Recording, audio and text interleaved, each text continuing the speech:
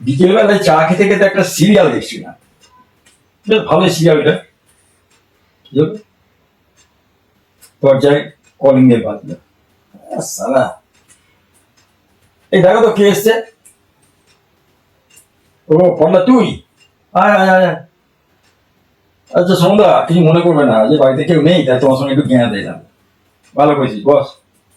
বল কি খবর? বুঝলে সন্ধ্যা, কয়েক বছর আগে বউকে নিয়ে হলে একটা বই দেখতে গেছিলাম। হ্যাঁ, তারপর বইটা একটু স্টার্ট হয়ে গেছিল। যাক, আমরা ঢুকলাম, গিয়ে সিটে বসলাম।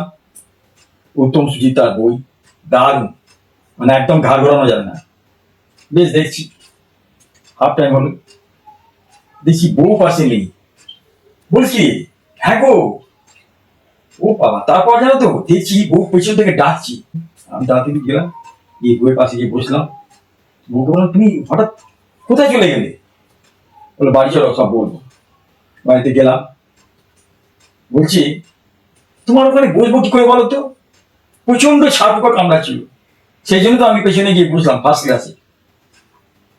আচ্ছা, তোমাকে একটা কথা আমি জিজ্ঞেস করছি, তোমার স্বভাব কি আর চেঞ্জ হবে না? কেন?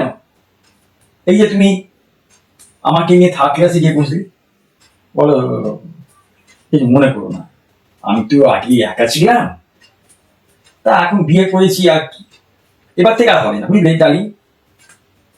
সত্যি পড়লা, তুই যা দিলি। যা যা, বাড়ি যা, বউ আবার ফোন করবে।